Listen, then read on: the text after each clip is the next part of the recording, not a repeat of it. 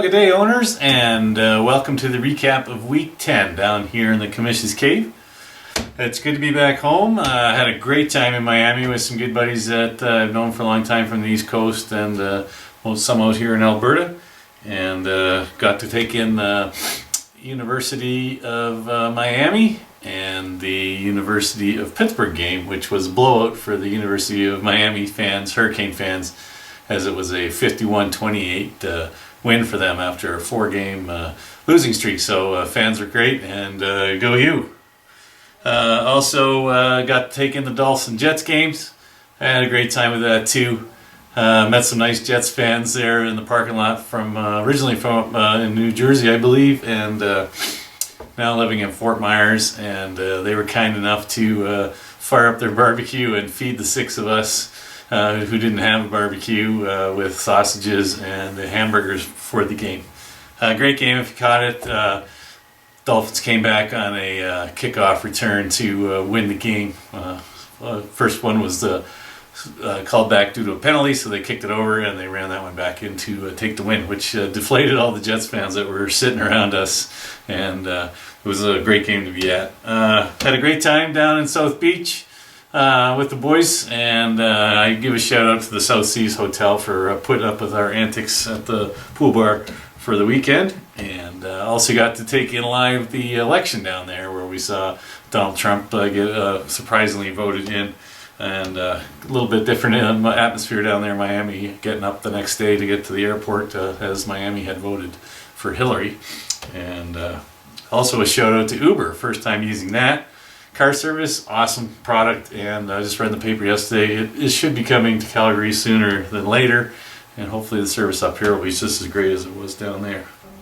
There's one last thing I want to share with you guys while we're down there at the South Seas Hotel, which was on Collins Avenue, 1700 block, and backs onto South Beach. So we were out there on election day, sitting down in the beach chairs, checking in the sights, and having a few wobbly pops, and lo and behold, we've had a glimpse of this guy, who I'd love to share with you, because once you've seen him, you can't just see that. So just the change in his outfit, it kind of has like a Dolphins outfit going on there. When we saw him, he was dressed up for election day, so his hat was blue with a white feather, and he had red little gloves on, and his thong there was white. So red, white, and blue for election day. So I thought I'd just share that with you, since everybody should have to see this if one person has seen it. So that's that.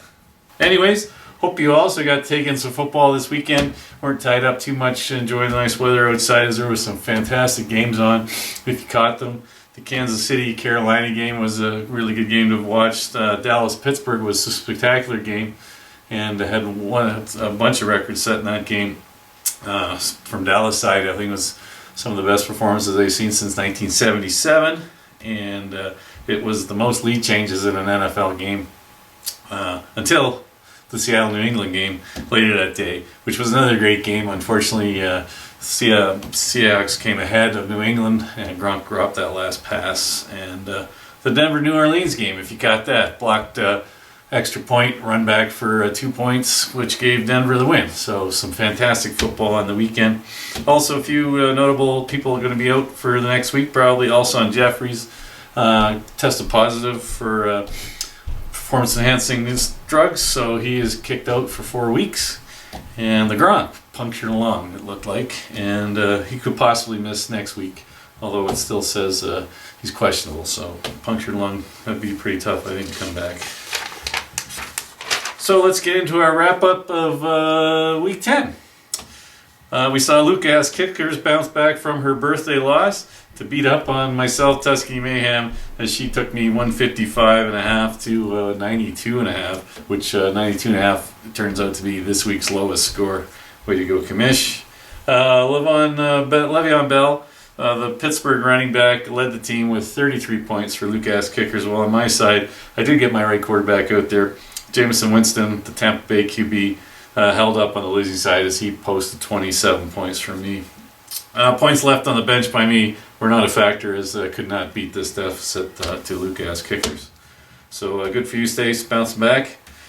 Acadia Assassins had Mean Green Machine green with envy as she stormed ahead to victory with a 177, 102.5. win for her.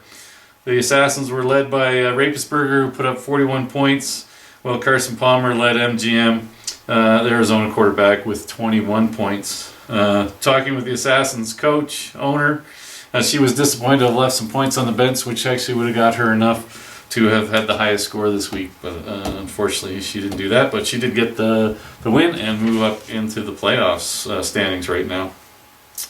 Two tires charge ran into the side of a madhouse as the winning streak stopped at 3. And he took a loss to Mac Daddy's 115 to 156. Mac Daddy got the QB situation straightened out this week as he started Russell Wilson, who had a great game with New England against New England and put up 36 points. And Aaron Rodgers was in good form this week as well, but he put up 35 points in his loss. Jethro's Heroes stumbled again as Connolly Crusaders got the victory in a 103 and a 0.5 to a 147.5 victory.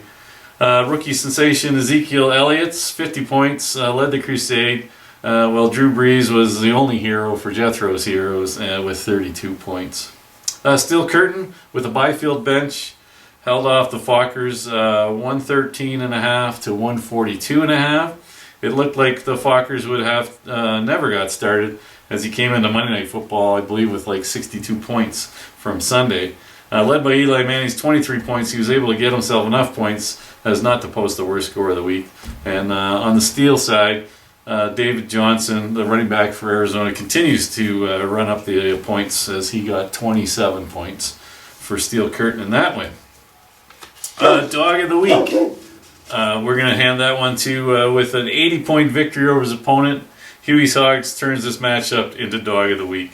Missing Megatron's Johnson was really missing the meat of his lineup as he couldn't get anybody there to get him over 10 points as he came up with to a loss of 188.5 to 108.5. That 188.5 also gives Huey's Hogs the highest score this week, and congratulations as you win the $10 this week. The Hogs had 4 players with over 30 points and were led by Antonio Brown's 40 points. And while the only highlight on the Johnson side was Des Bryant, who put up 35 points, as he had a great game in honor of his dad, who passed away the day before. So good job for Des, and that was a great game to watch, that Pittsburgh game. Not really a game of the week. There was nothing close.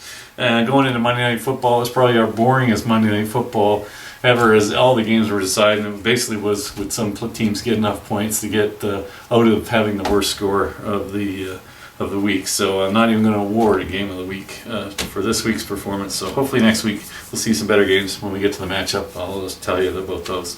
So our top 5 players of the week. So number 5 came in at Russell Wilson, quarterback for Seattle. Mac Daddy's Madhouse puts up 36 points. Number 4 was Dak Prescott, quarterback for Dallas Jethro's Heroes. He put up 37 points as he sat on Jethro's bench. Antonio Brown is wide receiver for Pittsburgh. Huey's Hogs put up 40 points. Ben Roethlisberger, quarterback for Pittsburgh. Katie Assassins put up 41 points. And Ezekiel Elliott, the running back for Dallas Connolly Crusaders, put up 50 points. So if you notice, 4, 3, 2, and 1 are all from that Dallas-Pittsburgh game, which was a really great game to watch. Hopefully you got to see some of that. Tight ends, Delaney Walker, Tennessee. Huey's Hogs owns him. He put up 32 points. Defensive player was Eric Berry. He's safety for Kansas City. He's on the waiver wire. He put up 21 points. Defensive team was Tampa Bay Buccaneers. They're sitting on waivers as well. They had an outstanding game in their victory, and they put up 28 points. And the kicker is Steven Huckel, or whatever his name is, from the Seahawks.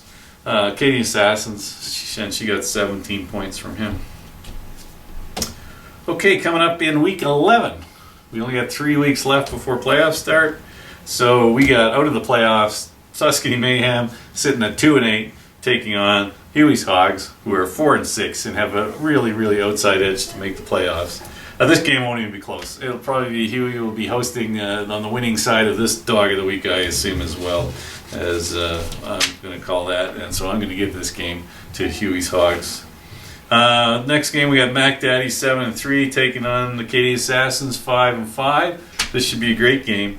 It should be a close game, but looking at the team and the points, I'm going to have to go with Assassins taking the win on this one and continuing to stay in the playoff hunt.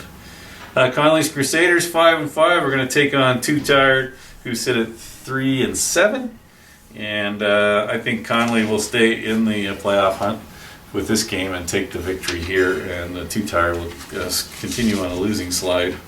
Steel Curtain 8-2 takes on Jethro's Heroes 8-2. So battle of the bigwigs, implications of who will be number one at the end of this week in the league.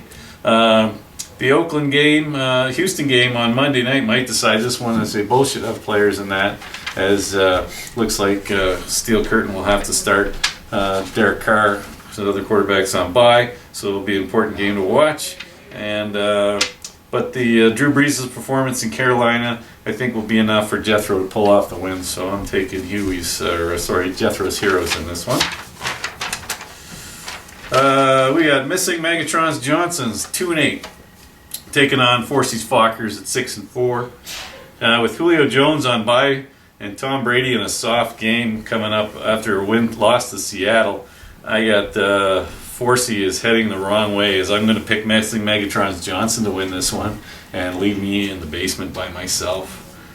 Okay, and our last game of the week we'll be looking at is Mean Green Machine 5-5 taking on Lucas Kickers, also 5-5, as these teams battle for a playoff spot. It's a bad time for the Gronk to be out. Hopefully he's not out, but it looks like he'll be out with a punctured lung. And the Cam is hosting high-scoring New Orleans, and Le'Veon Bell is in pushover market Cleveland. So it looks like Lucas Kickers will return to a playoff spot, this pitcher, and MGM will be looking in from the outside. So I'm going to pick Lucas Kickers in that one. Last week, Kamish picks, he went 3 for 6, and ESPN went 4 for 6 that week, yes, for last week. So we'll see how I do this week coming up. The playoff picture looks like this with 3 weeks remaining. We have Jethro and Steel Curtain would take a bye, and as it sits right now, Mac Daddy, Forsey's Fockers, Katy Assassins, and Mean Green Machine are in the playoffs. So over the next 3 weeks, we'll probably see those bottom 3 switch in and out regularly. I think the top 3 are pretty stable. For next week, what we got for game-wise, Thursday night's football, we're going to see New Orleans Saints take on the Carolina Panthers. Should be a big, high-scoring, fluting game there. Some good points to be had if you have anybody on either one of those teams, as long as the weather in Carolina is good. And Monday Night Football sees the Houston Texans taking on the Oakland Raiders. And as mentioned, implications for that game, unlike this Monday night where there really wasn't anybody in the hunt to win, we should see Steel Curtain and Jethro's Heroes hopefully have a battle going on coming into that last game, so make it interesting to watch. Bye week next week, I believe. This should be the end of the buys, but we'll take a look. We got the Atlanta Falcons off. The Denver Broncos are on by the New York Jets and the San Diego Chargers. That's all I got from my end. Have a great week, and we'll see you again next Tuesday.